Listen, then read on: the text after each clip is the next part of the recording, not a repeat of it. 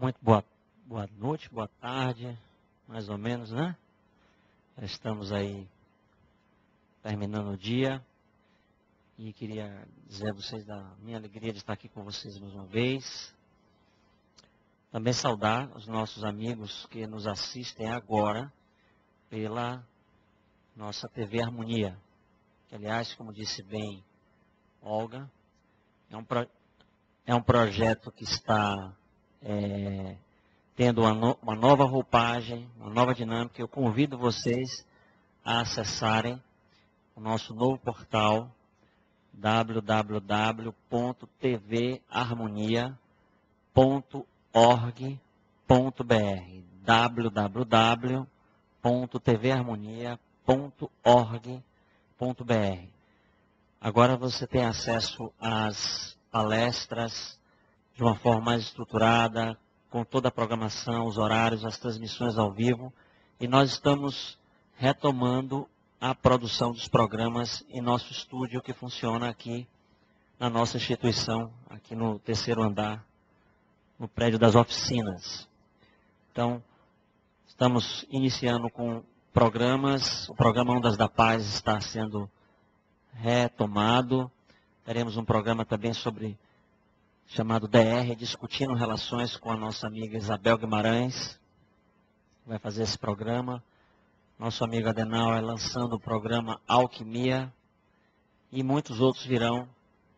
E a gente precisa que vocês participem, assistam e mandem suas críticas e sugestões, porque afinal estamos construindo a TV com a parceria de todos aqui dessa instituição. Muito bem. Eu vim no carro pensando sobre as diversas formas de como nós podemos falar de um tema desse que, na verdade, dá para um seminário.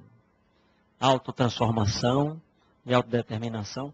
Se a gente pegar os livros que tratam do assunto, só os de autoajuda, dá para fazer uma pilha aqui na frente, que eu vou até me esconder atrás, vocês não vão me ver. Então, a questão central aí, eu não diria que é a quantidade de conhecimento que está disponível para a gente, para que nós pudéssemos, de fato, promover essa autotransformação e para que nós aprendêssemos como ser determinados na vida e sobretudo, nesse propósito de nos transformarmos. E, evidentemente, nos transformarmos para melhor. Ou alguém aqui quer se transformar para pior? Quer piorar? O que está ruim já basta, não é? Então, vamos pensar de que forma nós podemos ir para frente. Ou seja, seguir o caminho natural. Sim, porque o caminho natural para o espírito que eu e você somos é o caminho do progresso. O espírito atendendo à lei do progresso, que é uma das leis naturais mais importantes, das leis morais. E quem quiser, vai lá no Livro dos Espíritos, tem lá um capítulo dedicado a essa lei, a lei do progresso.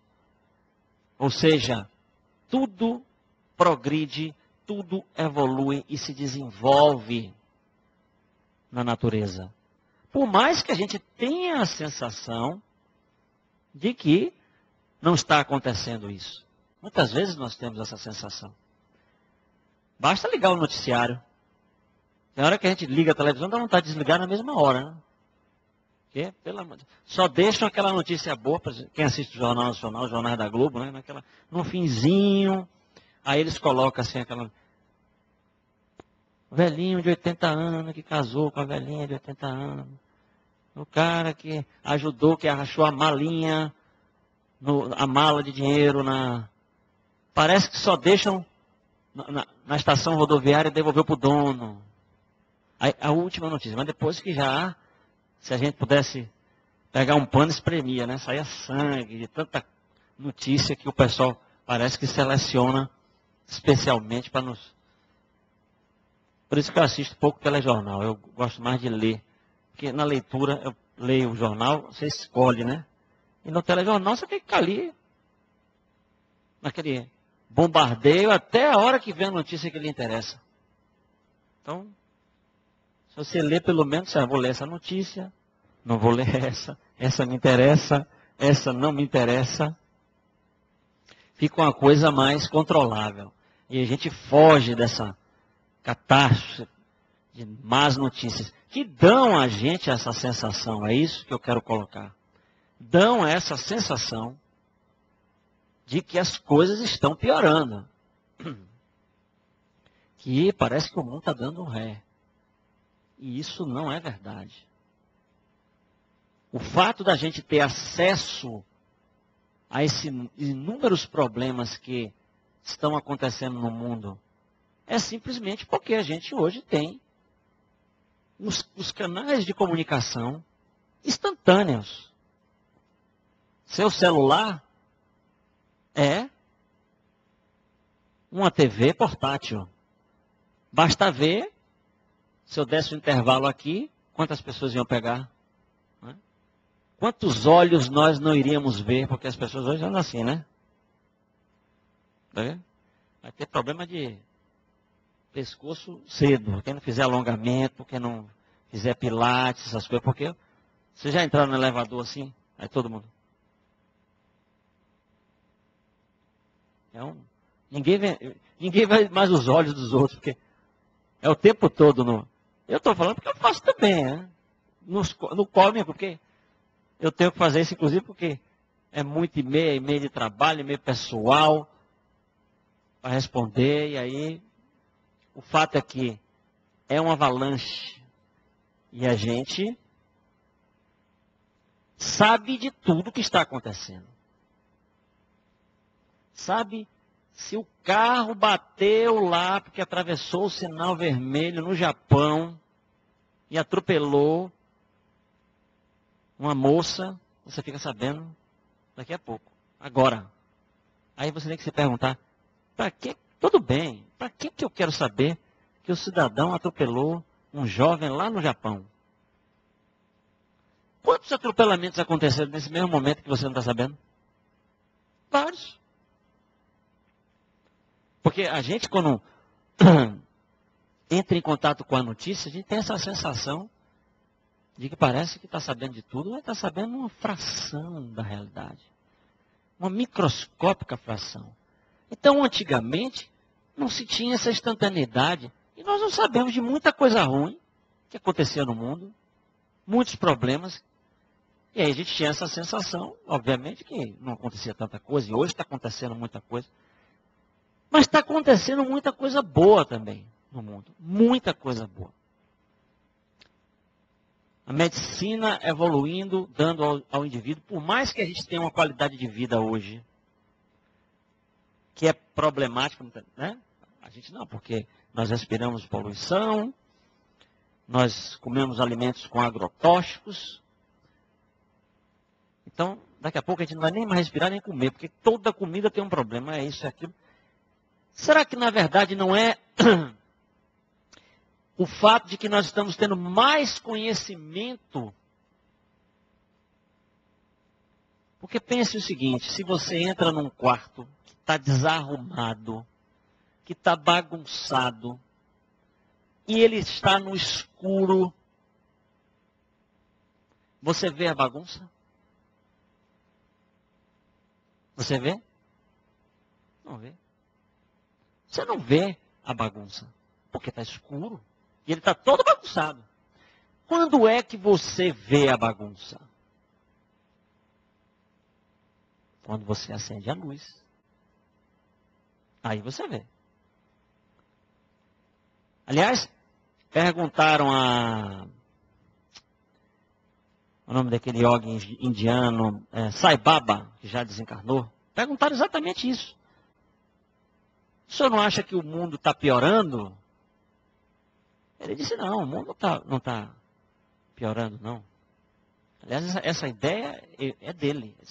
A questão é que nós estamos com a nossa consciência ampliada, os espíritos já estão alcançando um nível de evolução, nós, que temos a capacidade de perceber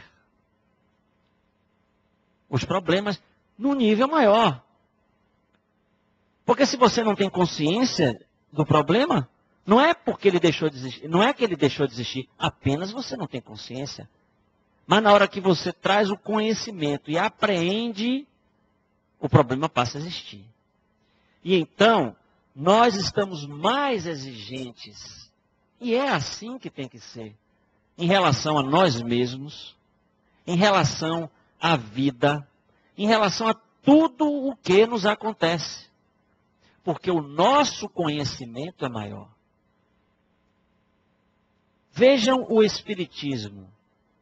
No momento em que a doutrina espírita coloca de uma forma objetiva, clara, nos esclarece da nossa verdadeira natureza, de que nós somos espíritos imortais, de que nós já tivemos outras vidas, que isso não é nem invenção do Espiritismo, é bom que se diga, a reencarnação não foi inventada pelo Espiritismo, apesar de muita gente achar, agora, em pleno século XXI, que o Espiritismo inventou a reencarnação. Nada disso. A reencarnação é uma crença milenar, muito bem difundida e propagada nos países asiáticos, no Oriente, e que o Espiritismo incorporou como princípio doutrinário, porque as evidências e as provas de que nós temos diversas vidas no corpo, embora seja uma única vida espiritual, são incontestáveis. São a qualquer prova. Então, o Espiritismo incorporou. Daí o espírito, ao aprender, ao captar essa realidade de uma forma mais ampla, vê e sente e se incomoda com muita coisa que outrora não era problema. Quando o indivíduo entra e trava contato com o espiritismo, ele automaticamente começa a olhar para a sua vida de uma forma mais crítica. Porque, sob o viés, sob o olhar do Espírito, muita coisa em nossa vida passa a não ter sentido. Passa a não se encaixar, mano. Então a gente se torna mais crítico do que faz, exige mais de nós. Você passa a se exigir mais. Você tem dificuldade até de se assumir espírita. Quantas pessoas você conhece? Talvez seja até você mesmo, não sei. Fulano, você é espírita? Aí o que a pessoa diz? Não, espírita eu ainda não sou. Não, eu ainda não posso. Me considero. Eu estou estudando, eu sou simpatizante, né? Porque, sabe como é que é? O espírita tem que... Não posso ainda não. E se esquece de ler a definição de Kardec, que é muito tranquila em relação a isso, porque ele coloca que, vejam bem, reconhece-se o verdadeiro espírita pelo seu esforço em domar as suas más inclinações. Ele não coloca que se reconhece porque quem já domou as suas más inclinações.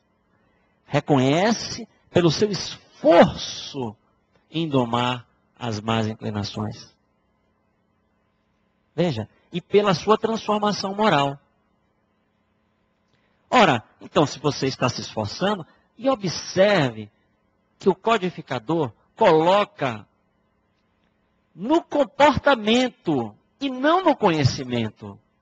Porque ele não poderia definir o espírita pelo conhecimento sobre o espírita é aquele que conhece os princípios espíritas, que sabe sobre a reencarnação e todos os outros mistérios que deixaram de ser mistérios justamente com o espiritismo, mediunidade, comunicação com os mortos, e etc, e etc, etc. Por que ele não coloca desta forma? Porque muito claramente para o espiritismo, o conhecimento é meio. É meio, não é fim. Quer dizer, a proposta do espiritismo é que você se torne doutor, embora nós tenhamos até aqui no centro uma universidade, e isso é muito bom, porque o saber liberta. Então, eu estou fazendo a Universidade Livre do Espírito. E a Universidade Livre da Generosidade você está fazendo? A Universidade Livre da Paciência você está fazendo? A Universidade Livre do Perdão você está fazendo? Essa universidade é que no final das contas a gente tem que fazer, ver se passa. Mas passa sabendo, não é para pegar o diploma, só como a gente gosta. Vamos pegar o diploma.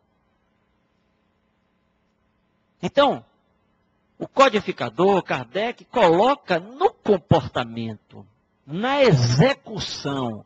Porque eu sei e você sabe a diferença que é a gente ter uma boa ideia e colocar ela em prática.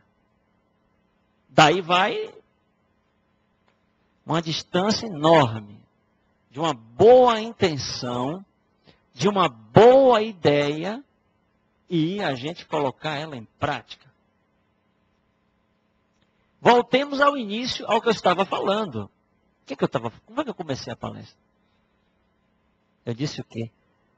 A questão da autotransformação e da determinação não é um problema de conhecimento só. É também um problema de conhecimento. Porque o conhecimento liberta. Mas, sobretudo, é uma questão de como é que eu consigo mudar. Como é que eu consigo fazer a segunda-feira ser uma segunda-feira? Porque quanta coisa eu e você promete para si mesmo na segunda-feira. Vocês já tomaram noção? Que dia complicado. Por isso que tem muita gente que fica estressado quando ouve a música do Fantástico. Por quê?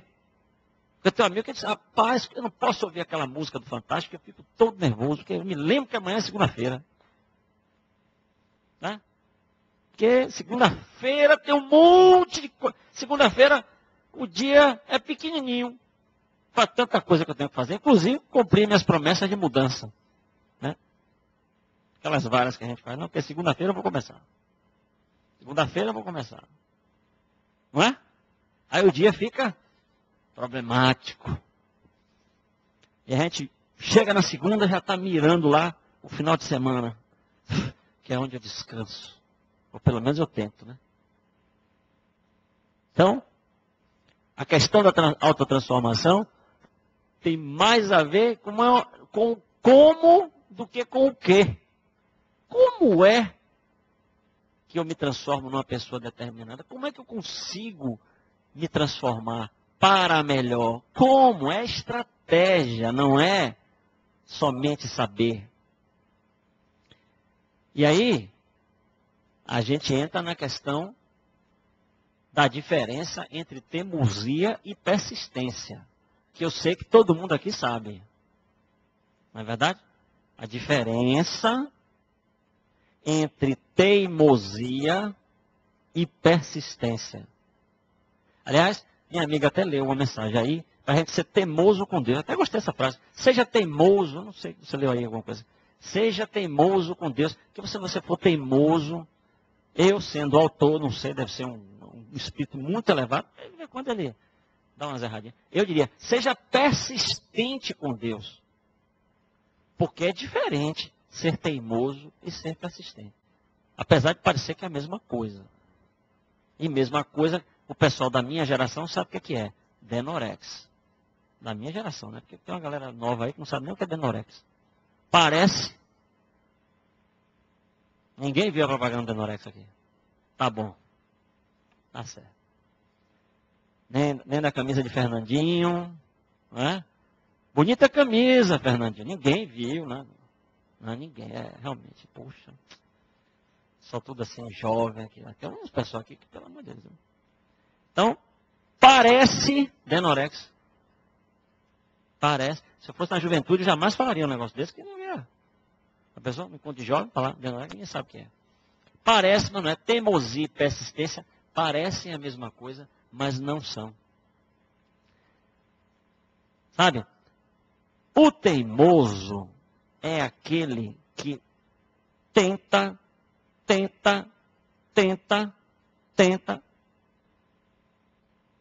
do mesmo jeito. Do mesmo jeito, da mesma maneira, da mesma forma. Ele insiste sempre da mesma forma. Já o persistente tenta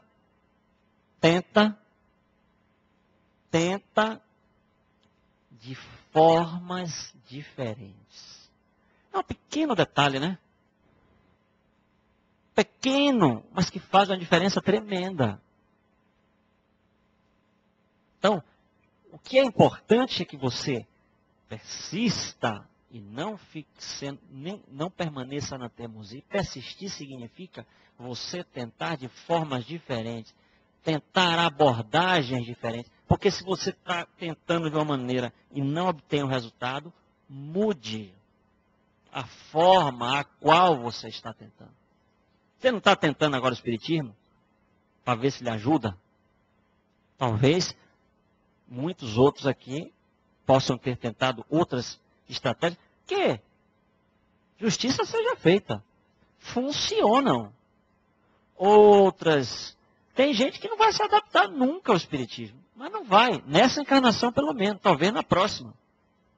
Não vai se adaptar a uma proposta que tenta fazer com que você desperte a sua consciência. Tenta fazer com que você assuma a responsabilidade pelos seus atos, que retira de Jesus o papel de Salvador.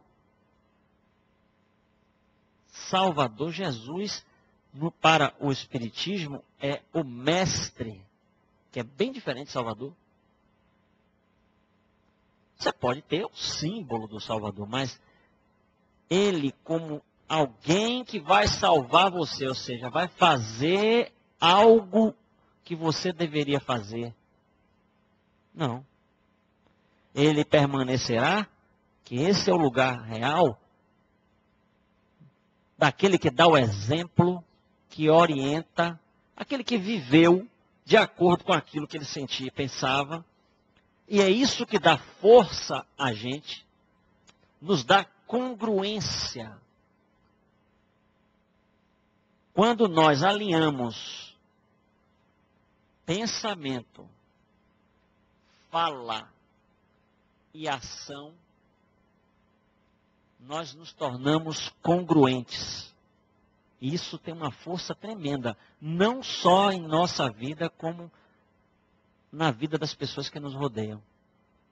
Um indivíduo que pensa de uma maneira, fala de outra e age de outra diferente, isso é humano. Vamos lá. Em primeiro lugar, isso é humano. Ninguém se sinta aí deprê porque está fazendo isso, não. Porque isso é da natureza humana. Nós ainda estamos, sabe, como espíritos em evolução, sujeitos a serem incongruentes. Eu penso, mas a minha atitude não é alinhada com o meu pensamento. Nem o meu discurso. Embora de todas o discurso que é o mais fácil. Porque às vezes você se libertar de um mau pensamento é um problema danado. Mas você falar que já se libertou é fácil. Da boca, como diz a sabedoria popular, da boca para fora é tudo uma maravilha. Agora, vai fazer. Aí já é outra questão. Então, a persistência é que nos leva à modificação. E é por isso que nós temos várias reencarnações. Nenhuma, nem duas. Eu devo estar na minha 10ª reencarnação aqui, né? 10ª. 10ª vezes 10ª. Vezes 10ª. Para chegar até aqui, olha, com certeza, várias, centenas. Somos velhinhos, como diz na Bahia, velhinho, NH, velhinho. Espíritos velhos. Porque se nós fôssemos espíritos novos, nós não estaríamos aqui, nesse planeta, que já tem um certo grau evolutivo, a Terra. Pode ainda não ser o paraíso e o mundo de regeneração que está todo mundo esperando, já pronto para amanhã. Mas seguramente é um planeta evoluído.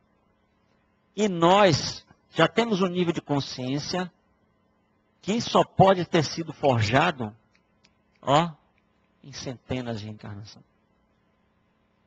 Por isso nós estamos buscando uma doutrina que, como eu disse, não vai funcionar para muita gente. Muita gente vai entrar aqui e vai desistir, porque no momento em que a gente aqui coloca, olha, veja bem, quem vai resolver a sua vida é você. Aqui não tem pastor, aqui não tem padre, com muito respeito a todos eles que são importantíssimos. Mas aqui é todo mundo consciente de que cada um faz o seu cada qual. O nosso papel aqui no Centro Espírita é mostrar o caminho e tentar dar o exemplo dentro das nossas possibilidades, dentro daquilo que está ao nosso alcance. Porque os palestrantes, os trabalhadores aqui do centro, são os primeiros necessitados. É por isso que eles passam aqui mais tempo que muitos que frequentam, porque está precisando mais ainda. Se é endividado, eu não sei. Agora que está precisando, está. Senão não ficava aqui. Já estava em Júpiter, não sei aonde. Planeta mais evoluído, né? E teve gente essa semana que pensou que o mundo ia se acabar. Não é? Ou vocês não assistiram? O meteoro lá. Aí foi pegar lá o Apocalipse. Falei, parece que no Apocalipse tem que... Ia cair o fogo do céu. Olha, daqui a pouco vem o anjo lá, como está... Pelo amor de Deus. Que a gente está no risco, tá, né? Porque nós estamos num universo que tem asteroide. Agora, por que que as coisas não acontecem no caos? Porque existe uma ordem. Porque existe um ser supremo e centenas e milhares de espíritos que trabalham cuidando da evolução desse planeta. E aí, o processo se dá gradativamente. Agora, a decisão é sua. Você quer evoluir junto com o planeta? Ou você quer ficar para trás? Ou você quer ficar parado? Como você está tentando se modificar? Quais as estratégias que você está usando no seu processo de transformação? Vai continuar teimando ou vai fazer uma reflexão do que precisa fazer para alcançar os objetivos de mudança que você coloca? O Espiritismo permanece como um farol, a trazer luz no seu caminho, a trazer possibilidade para você. Possibilidades. Porque a luz que ele coloca sobre a sua realidade, o contexto que você vive, para que você está aqui, nesse planeta, vivendo as alegrias e as tristezas que você vive. Isso o Espiritismo lhe ajuda a perceber o sentido de tudo isso. E não tem nada mais confortante para alguém do que perceber o sentido das coisas. É só você perguntar a alguém que está passando uma provação muito difícil. E talvez alguns de vocês aqui estejam. para uma provação externa, uma doença, um problema grave, alguém aqui eu não sei, pode ter perdido um ente querido muito recentemente, ou está passando por uma crise emocional difícil. Pergunta, se alguém puder perguntar a essa pessoa, a grande pergunta é, por que, se ela não tivesse os esclarecimentos espíritas, ela perguntaria, por que eu estou passando isso? Logo eu. Porque quando o problema chega para a gente, a primeira sensação que a gente tem é olhar para o lado e dizer, esse pecado foi premiado. Sabe? A gente assistiu recentemente aquela tragédia terrível que aconteceu no nosso país. E até hoje tem jovem internado. E aí a gente olha assim, mas por que aqueles jovens estavam lá? Mas por que tal? Claro, era evitável? Era. E todo mundo já está cansado de saber, porque quem se dedicou a ler um pouquinho sobre o assunto, acompanhou o noticiário, viu que era perfeitamente evitável. Foi uma soma de negligências que levaram ao sacrifício daquelas vidas naquele momento. Mas achar que eles caíram lá de paraquedas, aqueles espíritos estavam lá, aí é achar que a vida é regida pelo acaso. E se fosse regida pelo acaso, como eu disse, não ia cair um meteoro daquele, ia cair o de 40, que aquele ali que nem caiu, né? Você sabe que o meteoro nem caiu. Ele explodiu na atmosfera.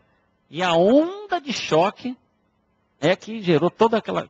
estilhaçou o vidro, feriu as pessoas, mais de 900 pessoas. Mas no mesmo dia, passou um lá de 45 metros. 45 metros deve ser daqui, né? Não sei, dá 45 metros daqui para ali, deve estar, né? Aqui para aquela pilastra lá.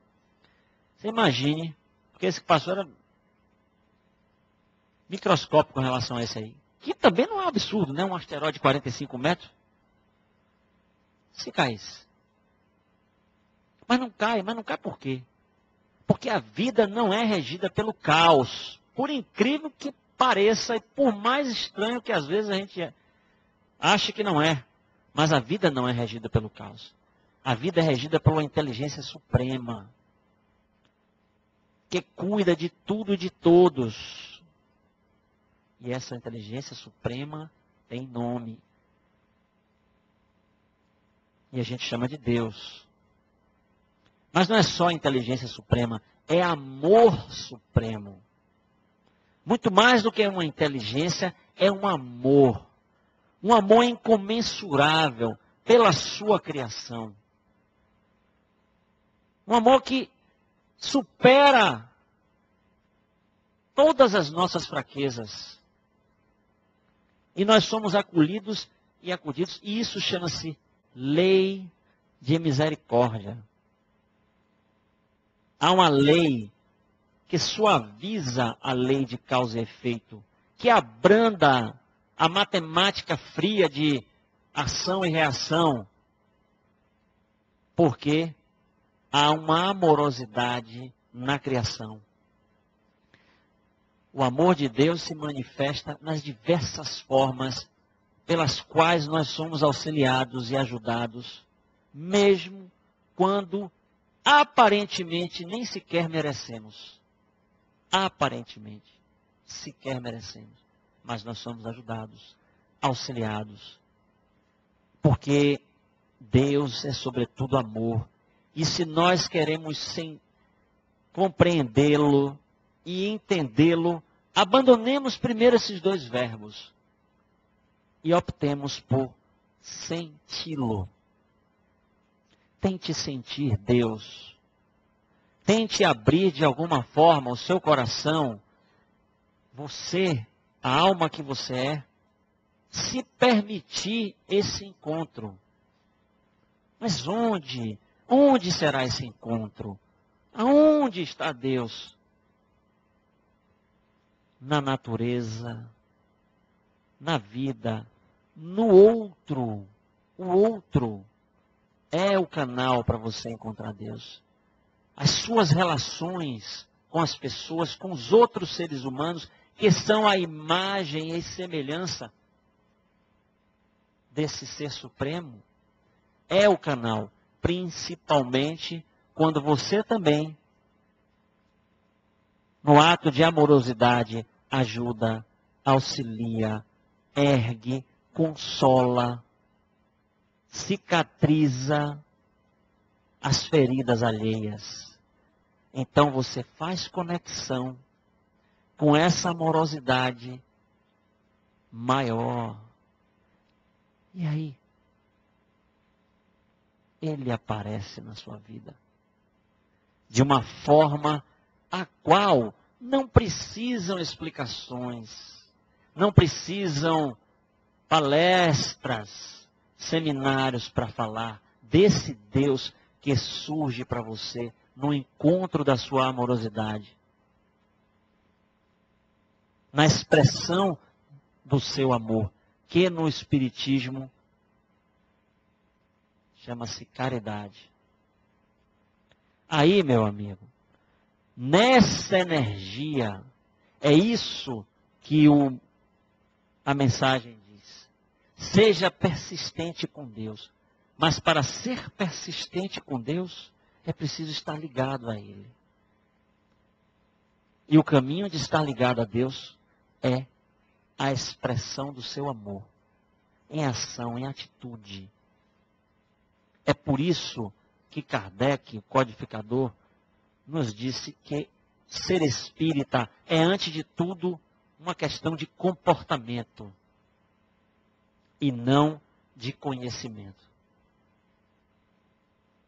É uma questão de ação, uma ação alinhada com um sentimento, com um desejo de transformação, que é o que nós todos temos, o desejo de ser felizes, de nos transformar. Pensemos dessa forma, mas, sobretudo, procuremos estar sentindo Deus em nossa vida, para que a gente possa seguir nos objetivos que a gente traçou, e assim possamos nos transformar e alcançar a felicidade que tanto desejamos. Muita paz para todos vocês.